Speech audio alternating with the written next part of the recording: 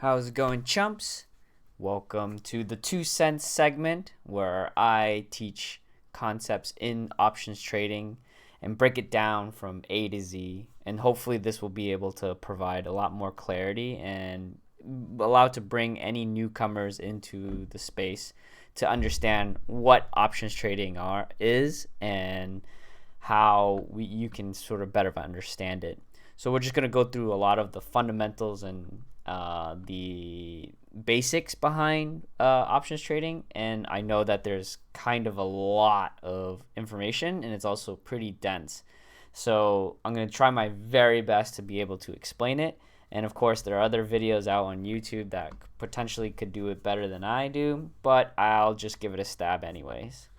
So without further ado, let's go on to it. I am actually a racer by hobby. So this is me at an autocross event with my Corvette C6Z06.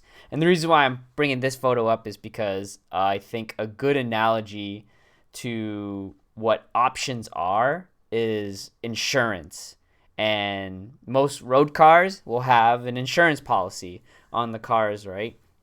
And so typically, the average person will be buying an insurance policy for an insurance company of some sort, right? Or at least an agent in any of those fashion. Someone else is selling you a insurance policy that you pay money for, with the instance that if something were to happen, knock on wood, that you would be able to get at the very most a whole payment of the value of your car, right? So this is kind of like exactly what options contracts are in the world of options trading, or just the options market in general. It's basically insurance contracts that you buy and sell. And so we have an example here of just like a traditional idea of what the concept of a car insurance policy would be like.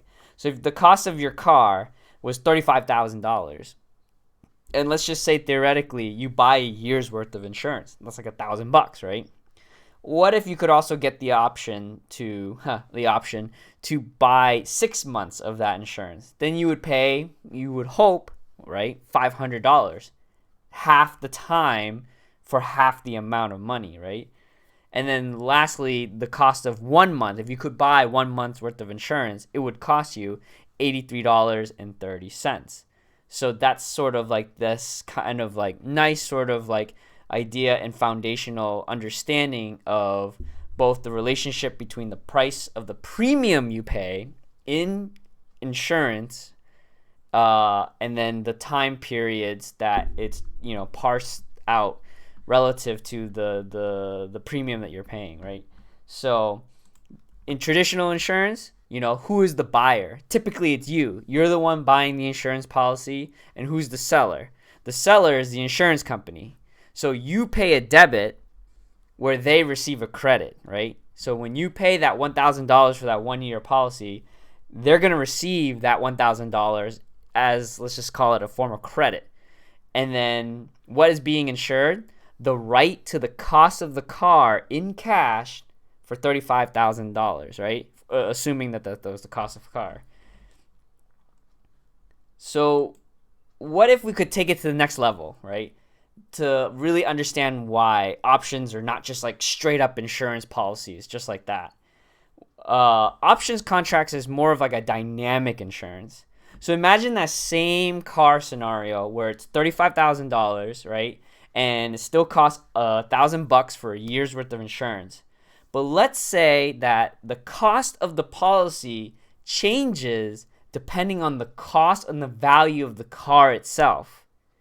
So what if they were constantly tracking the actual value of the car day by day, and by 6 months time from that first 1 year policy that you decided to buy that policy, they say, oh, the cost of a 6 month policy, if anyone were to buy that same policy for the same car at exactly 6 months after, but the car's value is only at $20,000 at that point, right, from depreciation, then a person who wanted to buy that policy could, in theory, pay only $400 for that policy.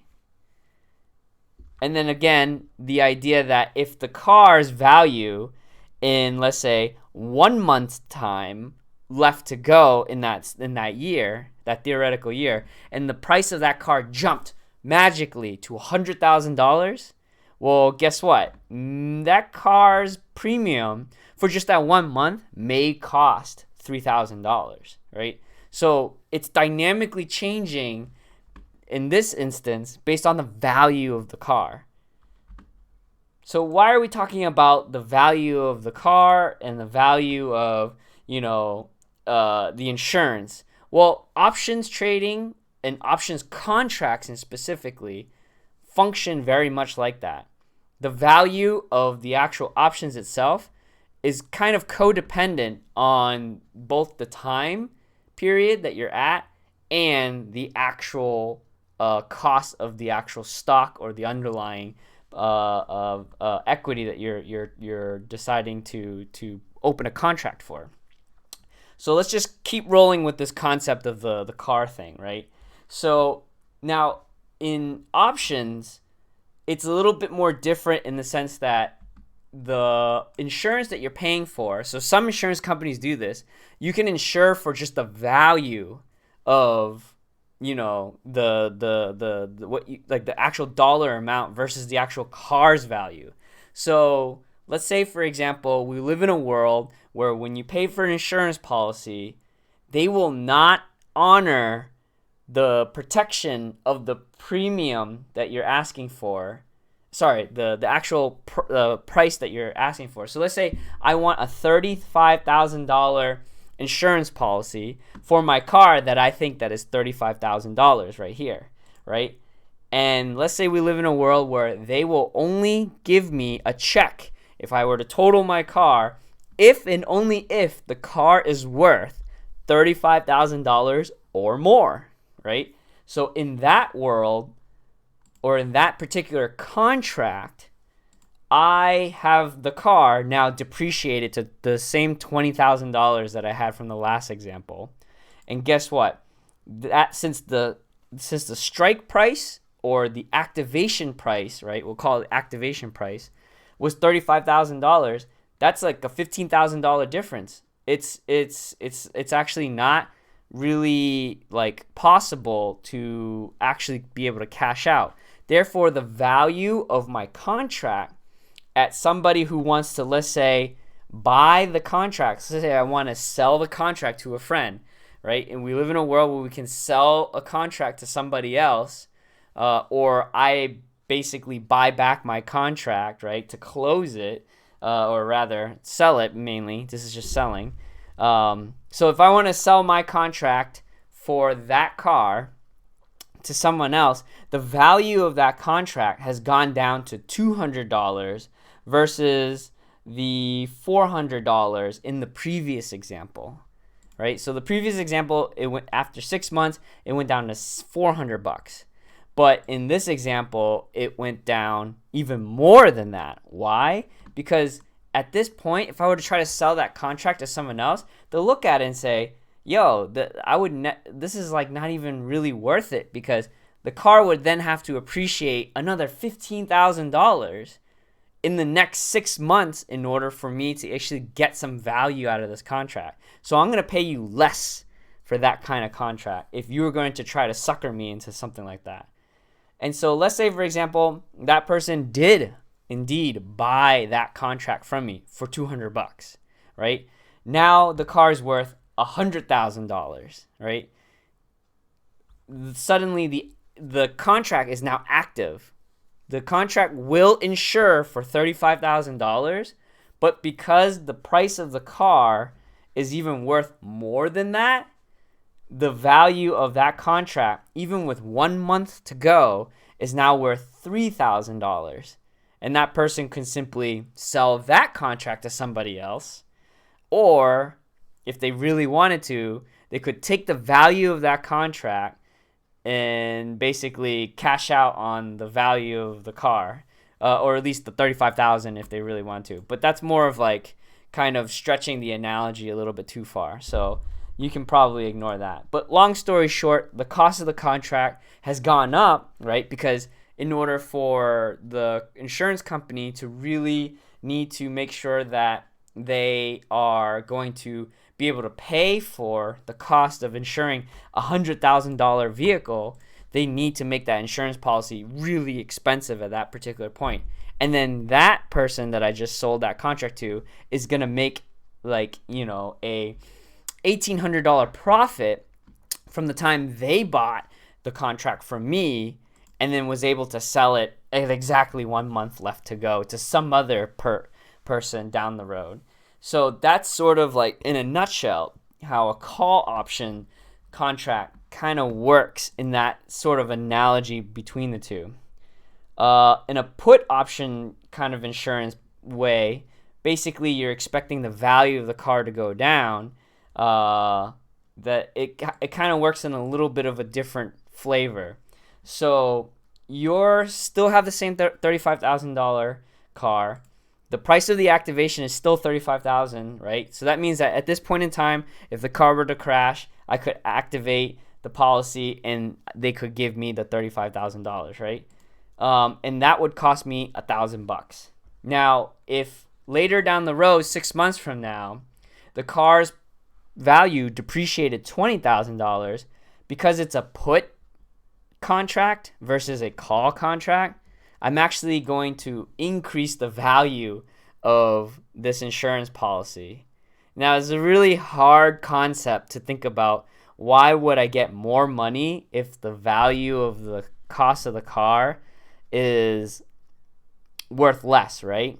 Well, it's primarily because of the fact that the difference between the two, and you can ignore sort of like what it represents, but just focus on the idea that your contract was basically expecting it to go down, and you have the right to offload that amount for the agreed upon activation price or strike price. So if that's a little confusing, that's okay, but just bear with me for a second.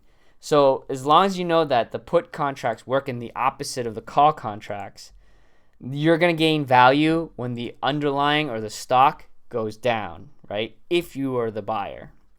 Now, if I were to sell this to somebody else for $2,000 and then they're holding, right, this long position of this put contract, and then the value of that car goes up to $100,000, like I said before, their contract is now worth like $10 or a lot less, just because of the fact that it went the opposite of the direction that they're aiming for. So the long and the short is that the insurance portion is not straightforward like it's a normal insurance where it's like, you're going to get covered if something happens to this car, right? It's more of like you are expecting the value of this car to go up or down, right? And then there's going to be an agreed upon kind of price point that you're saying is going to be up or down to. So that's sort of like the best way you can kind of segue from a car insurance analogy into what actually happens in options, right? So in this kind of dynamic, so let's say, for example, we remove the insurance company altogether. Let's say, for example, instead of this being the insurance company makes you buy the policy at the beginning of the year for $1,000. What if you were the insurance company? What if you were the insurance company and you sold a policy for $1,000 at the beginning of the year to someone else? And then as it decayed, right, over time, 6 months later, and the value of the car has gone down for a call option in this scenario, you theoretically have basically received it's $800 less. That's all you need to know, right? 1,000 to 200 is $800 less. Now, let's say, for example, you walked back to that person that you just sold that $1,000 policy to and said, "Yo, man, I know that the car is only worth like 20 grand right now, but you know what? I'll buy back that policy from you for $200. And then they're like, "Oh, man, well, I'm going to get stuck with this policy that's not worth as much, and because the car's not worth as much right now." So you know what? Fine, I'll sell it to you. And you buy back that contract for $200. So you can close the contract. So you have no contract with no other person, and you pocketed the $800. That's the difference between the $1,000 you initially sold to them and the $200 that you bought it back from them. And that's how being an options seller works in an options market, at least from the call side of things. Gets a little more complicated when you're looking in the situation with a put, but in this situation, you would not want to buy that back. If you sold it for $1,000 and it's now $2,000, that buyer has a huge advantage over you at this particular point. But if you kept holding onto that contract, right, as you being the initial seller, and it dwindled down because it was now $100,000, yeah, you may buy it back at that end. But at that particular point, that is sort of the dynamic range up and down of what options trading can happen. So the long story short is that in the options market, who can be the buyer? You can be the buyer, or someone else can be the buyer. Who's the seller? You can be the seller, or someone else can be the seller, right? At the end of the day, every single time there's a transaction in options, every single time there's a transaction in an options contract market, there's always going to be a buyer on one end and a seller on one end, right? So if I sold one contract to someone else, I will receive the credit that they are paying. So if a stock happens to be, if they have a particular position that they want to take, let's say it's a call position or a call option rather, that they want to buy to lock in a specific strike price, right? Then they're going to have to pay me to open that contract for however long that duration is. And that's pretty much like the gist of sort of what, the options are, is that they are basically contracts for a certain amount of time. So like, what are options for real? And so it's basically just 100 shares of a stock or an ETF, right? It could be anything. It could be the SPY. It could be Tesla. It could be whatever you want.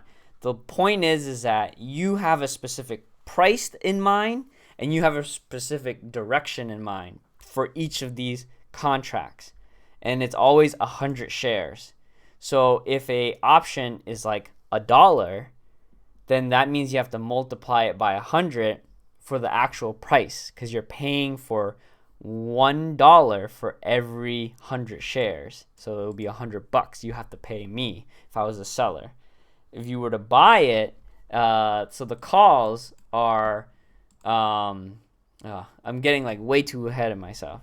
So long story short is that, you can be the buyer, you can be the seller.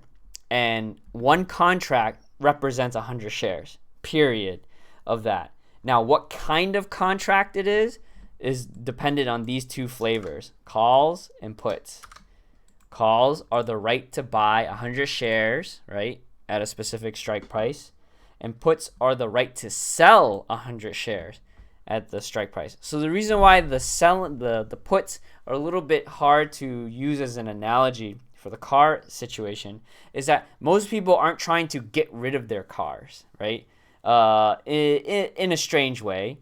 So what it means is that if you have 100 shares of a stock, traditionally what you would use a put for is that you would buy a put contract because you want some insurance policy that if the stock were to just plummet, you could secure your right to sell your 100 shares at a specific price.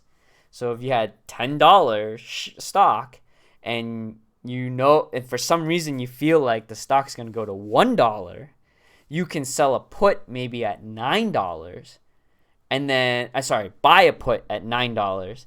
And then if the stock plummets to $1 or $2, the contract price for that option is really valuable right now. But the person who bought it has the right to basically say, oh, I need to hit the ejectocito button and then go ahead and sell my 100 shares that I own of the stock that's only now worth $1, right, for the price of $9 each share, so that I can, in theory, recoup, right, some losses that I made. And the reason why the value of the option goes up is because if somebody in this situation were to be looking to get the difference between the value of how much it dropped versus how much it's worth now, that's why the premium goes up for the contract on a put versus the actual underlying itself. But quite frankly, you would much rather just decide to either buy the shares yourself in that situation. But I get ahead of myself. So long story short, that's kind of what it is. So just the big takeaways from this is that options trading is like a market for anyone who wants to be a stock insurance seller or buyer, right? And that the price of the options contract changes with the price of the stock itself. And then the profits are made from just those changes in the contracts. So options traders don't even care about wanting to sell 100 shares or buy 100 shares for the most part. They're not really using it for any insurance policies, typically, that they may actually own the stock. In some cases, they do. But for the most part, they're trying to make money from those changes that happen. Much like how a normal trader on a stock would buy a stock and then hopes that it goes up and then sells it for a higher price, right? Or if they short the stock, they will then hope that it goes down in the same fashion. The only difference is that this is just a separate market for something that is uniquely tied to this idea that you have a contract that is tied to both a specific price and a specific date range, because every contract will have an expiration date. And if the strike price is never met during that expiration date, it's rendered worthless. So with that information, before diving too deep into the idea of the more advanced concepts, you can be in a situation where you can be really up, right, from the beginning of the time that you bought, let's say, a contract, or you could be really down, after it's the time has gone by. And options traders, we take advantage of that time and those change in prices, and that's sort of like a whirlwind of different possibilities as a result of that. So hopefully this was helpful. If you have any questions, leave a comment below, and I'll see you guys in the next one.